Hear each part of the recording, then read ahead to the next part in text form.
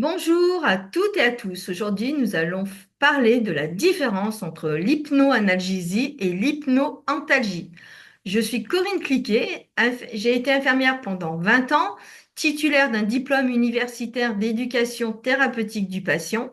Je suis aussi patiente ressource pour le syndrome douloureux régional complexe, SDRC ou algodystrophie et algoneurodystrophie. Je suis coach en douleur chronique et praticienne en hypnose. Bienvenue sur ma chaîne YouTube. Aujourd'hui, nous allons explorer un sujet important, donc la différence entre l'hypnoanalgésie et l'hypnoantalgie.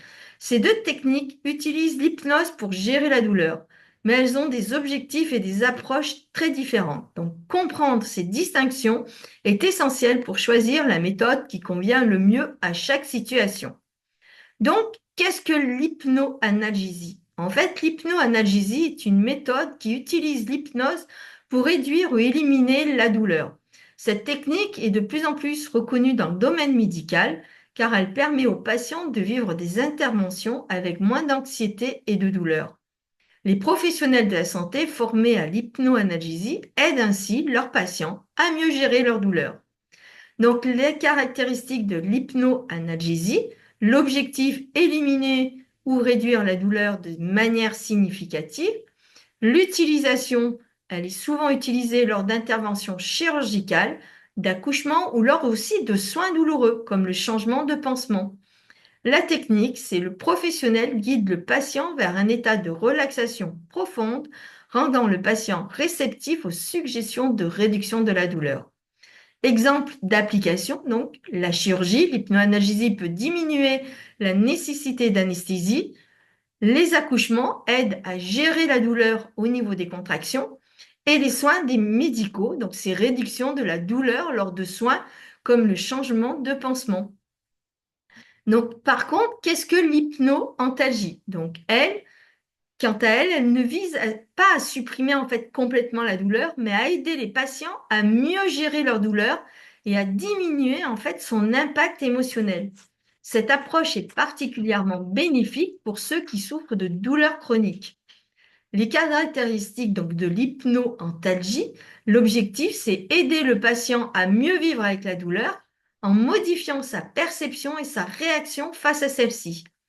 L'utilisation, elle est pratiquée donc par des professionnels, ça peut être des thérapeutes, des praticiens en hypnose dans le cadre de thérapie pour la gestion de la douleur chronique.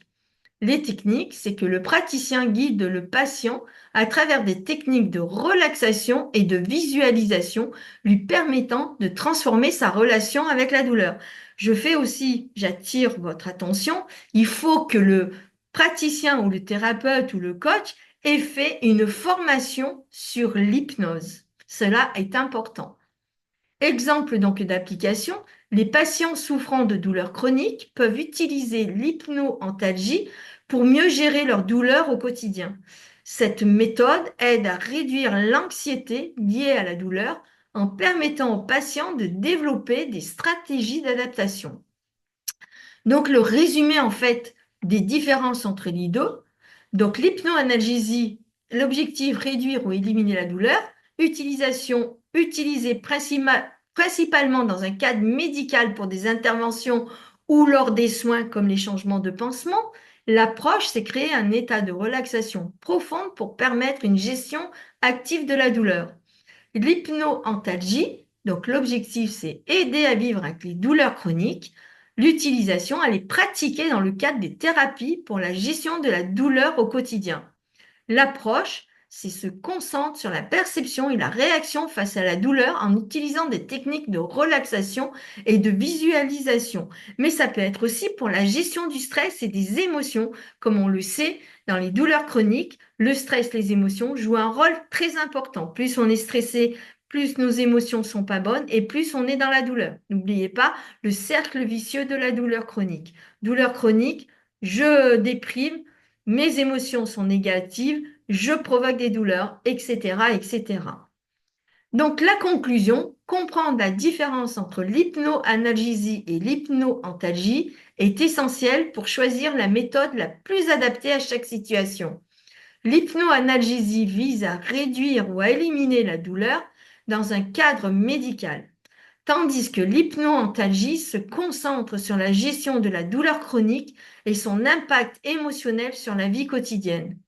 Merci donc d'avoir regardé cette vidéo. Si vous avez des questions ou des expériences à partager concernant l'hypnose et la gestion de la douleur, n'hésitez pas à laisser un commentaire ci-dessous.